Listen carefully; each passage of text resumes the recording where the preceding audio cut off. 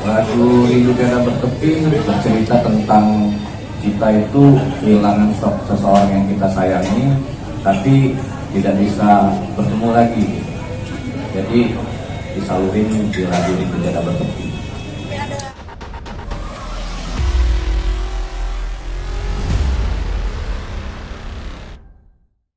Saya Ewa, Ramad Tepaken, dan saya Asep dari vokalisnya The Paket. saya Kang Fauzi. Saya nggak tahu. Kenalnya kita udah lama, rencananya udah lama, cuman ya pas baru aja kita kerjain ini dan kebetulan dapat musibah yang sama. Musibah yang sama. Udah lepas aja. Kalau boleh tahu ini lagu ini bercerita tentang apa kalau boleh tahu? Lagu Rindu Tiada Bertepi bercerita tentang kita itu kehilangan seseorang yang kita sayangi, tapi tidak bisa bertemu lagi. Jadi disalurin di lagu Rindu Tiada Bertepi. Ada campur tangan dari Mas Ikang sendiri buat lagu itu seperti apa sih? Enggak, aku sebenarnya hanya sebagai bintang tamu aja ya, karena mereka emang udah profesional, jadi ini lagu udah jadi gitu. Jadi aku tinggal masuk aja sesuai dengan karakter aku itu sedikit, tapi mewarnai lah, karena di sini ada persamaan perasaan ya. Kita kehilangan seseorang yang sangat amat kita cintai, jadi ya disitulah letaknya mungkin kolaborasi ini menjadi suatu hal yang lebih bermakna gitu ya. Berarti proses produksinya itu sebelum atau sesudah pekerjaan? Sebelum. Ya, kayaknya Ewa udah bikin lama ini. Ya. Cuman momentumnya yang pas ini. Bu. Tapi kalau dilihat dari liriknya seperti menggambarkan kondisi Mas Ikang. Iya, emang. Jadi emang dari liriknya sebenarnya ini universal ya. Buat teman-teman mungkin yang pernah kehilangan teman, orang tua, suami, istri tercinta, pasti bisa sangat amat merasakan ya. Sangat memukul hati kita ini ya, dan bagaimana caranya kita menyikapi musibah ini menjadi sesuatu hal yang akhirnya kita memahami ini sudah kehendak Allah ya. Saat mendengarkan lagunya, apakah langsung merecall memori-memori bersama? Ya, itu pasti. Makanya tadi kalau dilihat teman-teman itu mata saya bengkak. Saya berhari-hari menangis, tapi akhirnya saya menemukan dan harus saya paham rencana Allah itu yang terbaik dan saya harus ikut dan harus mengerti. Ya, untuk ya salah satunya ya untuk bukan hibur ya, untuk mengurangi duka yang terlalu mendalam ini ya dengan kegiatan-kegiatan ya. Makanya saya juga tetap konsisten dengan job nyanyi saya gitu ya, karena disitulah saya bisa dapat booster lagi, dan juga istri saya juga pasti senang sekali kalau biasa nyanyi. Tapi kan ini kan biasanya Mas Ikang menyanyikan sebuah lagu, tapi kali ini sebagai supporting dalam lagu ini. Iya. Seperti apa sih pengalaman? Iya, justru itu karena saya menghargai dia tuh pengen Ewa sama ini pengen kita men-share kedukaan kita ini. Orang yang sangat amat terluka berduka ini ya, dalam kondisi seperti ini aku kayak punya teman begini. Dia juga cerita orang tuanya seperti apa, dan kebetulan orang tuanya tuh fansnya aku benar gitu. Jadi ya kita klop lah begitu gitu. Dan ini lagu ya sangat menyentuh banget gitu. Cuman ya saya mohon di sini juga banyak nanya soal Ewa sama ini penyanyinya nih, karena memang ini sesungguhnya proyek mereka, aku bantu gitu karena emang kita udah kenal lama. Untuk produksinya sendiri apakah sulitkah untuk bersama Kang Ikang sendiri gitu? Awalnya nggak percaya ya karena kita tahu Om Ikang lagi masalah berduka, baru kehilangan. Tapi di sini Ewa mau share bahwa aku juga kehilangan orang tua, kehilangan orang yang kita sayangi yang sangat spesial dan sangat berharga sekali. Jadi kita coba mediasi sama Om Ewa, coba tolong dengerin dulu. Awalnya ya ditolak semua kan, memang menolak semua ya Om ya. Dan tahunya alhamdulillah, yes. Iya, iya karena Genre apa liriknya genrenya lebih ke pop Melayu. ya ini emang bukan genrenya saya, tapi saya menghargai ininya apa lirik dan juga apa kesenduan daripada lagu inilah yang bisa membuat apa mengurangi rasa kerinduan kita terhadap orang yang sangat amat kita cintai. Bisa dikatakan tempat itu pasti apalagi teman lagi ngapain dikasih lagu seperti ini gitu persembahan. Iya. Justru kayak lebih apa ya, lebih kayak bukan kado ya, kayak Kita yang dapat kado malah.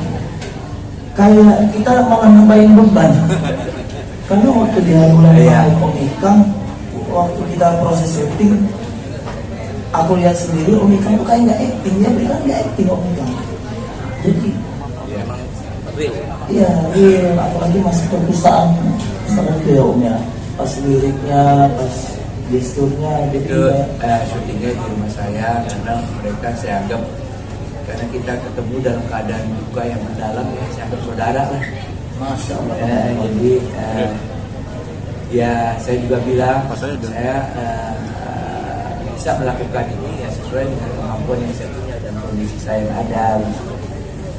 Jadi jangan berharap pada saat saya ulang tahun suruh gembira. Buat saya itu kayak mendustakan saya punya ya nurani ya. Biarkanlah prosesnya akan saya lewati. Untuk dipakai sendiri kan ini kan masih kan suaranya kan tipe yang suara rock gitu kan. Iya. Untuk memindahkan genre pastikan dari rock ke ini agak sulit kan? Awalnya ya tadi nggak percaya, kita nggak percaya kalau genre kita yang pop Melayu ini masa dia mau Om Ikang mau ya, sedangkan Om Ikang kan rock and roll, masa dia pop Melayu itu udah nggak percaya diri banget kita waktu pertama kali. Sebenarnya sih saya orang yang selalu menghargai perbedaan genre. Dangdut pun saya hargai gitu. Karena semua genre itu bagus menurut saya. Karena kebetulan saya lebih suka dan lebih cocok di genre-nya rock gitu. Itu aja. Jadi pada saat mereka melakukan itu aku izin dulu. Izin saya nyanyi dengan cara saya sendiri gitu kan ya. Yang penting perasaan itu keluar makanya ya begitulah gitu. Tapi mungkin perbedaan itu menjadi satu hal yang apa ya enak dilihat juga, yang enak didengar juga ya. Karena biar bagaimanapun ini yang paling kuat di sini adalah penyampaian lirik dan perasaannya. Kalau genre itu saya rasa dia yang menyelimuti daripada lagu itu. Ya.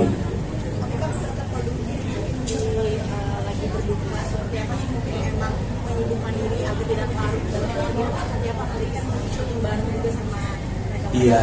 Karya gitu. Memang saya itu yang saya lakukan adalah paham terhadap rencana Allah ya. Walaupun mungkin iman saya belum sampai ke sana, tapi saya minta benar Allah agar iman saya nyampe dan tambahan saya nyampe. Karena itu aja yang bisa menjawab. Kalau nggak ngerti, nggak paham. Tapi kalau itu saya yakin tidak saya berusaha mengejar pahaman itu. Lalu sholat, tadarusan dan sebagainya. Cara akhirnya bisa ya mendapat jawaban dan sedikit mengurangi kedukaan. Jadi saya juga nggak mau apa menjual kedukaan saya ini ya. Orang entertainer kok seharus bikin orang senang gitu kan. Iya mungkin saya aja. Dan ini udah yang terbaik ya sudah dari saya seperti ini. Iya, karena itu persamaan. Dia cerita betapa dekatnya juga dia dulu sama orang tuanya dan justru Ewa kasihan pada saat terakhirnya dia nggak sempat ketemu bapaknya. Iya, jadi aku pikir waduh berat sekali ya karena aku juga merasakan lah. Ya akhirnya ya, jadilah seperti ini gitu. Saling menguatkan ya. Jadi ya sebenarnya ini lagu mungkin juga bermanfaat bagi teman-teman yang mumpung kalau yang masih ada tuh masih sempat kita bisa melakukan, cintailah sebanyak-banyak pasanganmu, orang tuamu, siapapun yang Om, ketika proses pembuatan video itu kan dilakukan di rumah. Mungkin pas bagian mana yang menurut Om pribadi sangat punya kenangan di rumah itu? ya bagian ya, kalau di ruangan-ruangan, karena biar bagaimana rumah saya didominasi oleh istri saya tercinta ya, ya gimana dia yang atur, dia yang ngedekor dan sebagainya, gimana selalu ada, dan itu akan ada terus. Mengontrol kesehatan seperti apa sih mungkin biar lagi produktif sekali? Iya, saya sempat drop juga Mbak. Nah, antum anak saya langsung bawa ke rumah sakit, tapi nggak sampai itu hoax ya, sampai IGD ya. Maksudnya aku masuk IGD ya karena emang dokternya di situ, tapi sakitnya sih biasa aja, cuma depres itu pasti, tapi insya Allah ya Allah kasih kekuatan. Gejala yang dirasakan apa sih Om saat produktif? Kan? Gejala yang dirasakan sama Om? Ya hilang konsentrasi, macam-macam, hilang motivasi. Nah pada saat pembuatan video klip sendiri itu seperti apa dari teman-teman sendiri untuk membagikan Om? Apa ya? Sebenarnya pengennya nggak banyak ngobrol, karena kondisi di situ proses syutingnya, liriknya itu udah segimana, liriknya udah menggambarkan Omika. Jadi takut kalau kita ngobrol. Pengennya memang kita kasih semangat ya waktu itu ya. Kita aja waktu pamit dari rumah Omika nggak bisa ketemu langsung, udah keburu drop. Iya. Drop ya sebenarnya. Iya, ya mereka sangat mengerti dan satu banget, bicara seperlunya aja lah kita. Jadi yang kita share itu kesedihannya, biar bagaimana kan this is life. Kesehatan seperti apa sih Om? Diatur nggak sih jam kerjanya sendiri untuk Omika? Apa nih? Mengatur kesehatan sendiri seperti apa dan pakem-pakemin nggak sih untuk jam kerja segala macam? Anak saya sih yang selalu menjaga saya, dua-duanya itu kita selalu sama-sama. Sekarang habis ini juga saya mohon izin harus, anak saya fashion kan di JCC, dia jualan Cikiboto, dia punya fashion sama Bella di sana, dia saya harus di sana. Ya kita sama-sama lah, karena kita mempunyai kedukaan yang mendalam, kehilangan orang yang sama-sama kita cintai, ya, hanya kita yang bisa mulai dari situ bangkit lagi perlahan-lahan. Itu ya saya juga nggak kepengen orang ikut sedih, doain aja ya. Hanya itu yang bisa mengurangi, doain aja ya. Allahumma billah warhamna ya wa amin. Untuk tepakan berapa lama sih pembuatan lagu ini sampai jadi? Lagu ini cuma 1 hari selesai. Waktu di meninggalnya bapak saya sempat merenung dan menyalurkan apa yang ada di hati, di pikiran, ya tercipta lagu ini. Berapa lama? Itu cuma 1 hari selesai. Sampai jadi? Iya, sampai jadi. Sampai mantap memilih pasukan sendiri prosesnya. Tadi Om Ikang bilang yang saya sampaikan sama Om Ikang itu sama. Kebetulan memang orang tua saya itu fans beratnya Om Ikang Fauzi. Maka dari itu memang posisinya waktu itu kok bisa sama kayak gini, ngerasain hal yang sama kan. Makanya pengen banget ketemu sama Om Ikang pada kita jadinya lagu. Alhamdulillah Om Ikangnya juga baik, jalanlah video klip itu kita berarti sama Om Ikang. Jadi nggak ada proses belajar lagunya juga Mbak. Aku pas lagi bikin kasih tahu lagunya begini, biar apa adanya gitu. Dengan segala kondisi saya ya, kan dia juga terpatah-patah seperti itu. Jadi nggak, ya saya juga nggak merasa dibebani gitu dengan kerja atau bagaimana. Ya ini aja kan mengikuti proses keadaan jiwa kita pada saat itu. Ini kan lagunya soal